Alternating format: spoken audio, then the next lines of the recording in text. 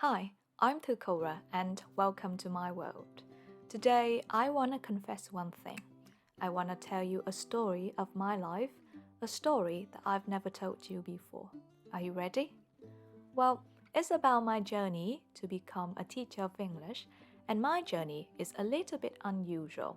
To be honest, it wasn't until the age of 26 that I started to learn English with the right attitude.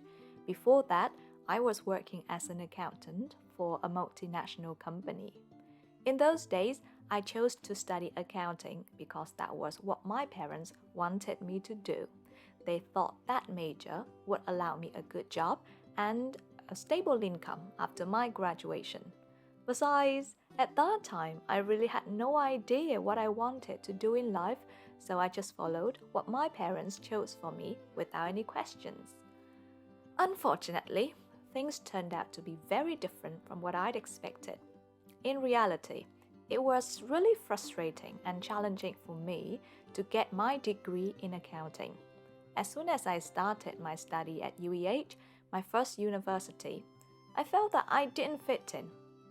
After 4 years of stress and insecurity and frustration, I managed to graduate and started my work life. You know what? Not only did I suffer at university, I also suffered at work. I didn't like my accounting job at all, even though I relied on it to support myself. Of course, I was still trying my best to work in a responsible way, but deep inside me, I knew that I wasn't meant to be an accountant. The more time went on with responsibilities at work, the more depressed I became, and it went to a point where I just sat down and wondered, did I ever feel happy doing anything over those years of my life? And the answer came up within 1 second. I loved English so much when I was introduced to it at the age of 12. My very first English teacher, Miss Ha, even told me that she thought I had a gift for language. And although I didn't like my accounting job, I enjoyed communicating in English with my foreign coworkers and clients who often complimented me on my English. And one day, I told my fiance that I just couldn't stand working as an accountant anymore. I really needed to make a complete career change. I told him that over the following 4 years, I wouldn't be able to earn any money and asked him whether he still wanted to marry me and support me to achieve my dream. You know what? Without any hesitation, he said yes. And that was that.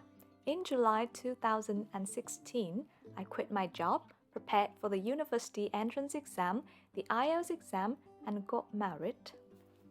After 8 months of intensive learning, I scored 8 in the IELTS for the first time, passed the university entrance exam, officially becoming a student of the Faculty of English Linguistics and Literature. Believe it or not, over that period of 8 months, I spent up to 10 hours studying per day. Of course, there were times when I felt a sense of self-doubt, frustration, and tiredness. I still enjoyed that period. When the day was done, I was looking forward to the following day and waking up so that I could continue to study and improve myself. When I got the results, I was so happy. My hard work paid off, and most importantly, I knew that I was able. With that background, I didn't have much difficulty studying at USSH, my second university. During nearly 4 years at that university, I was really hardworking and determined.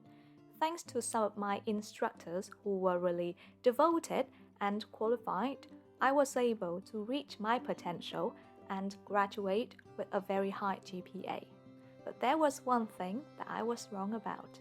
Being a university student doesn't necessarily mean having no income. Well, in fact, I was invited to tutor some friends and classmates with their English.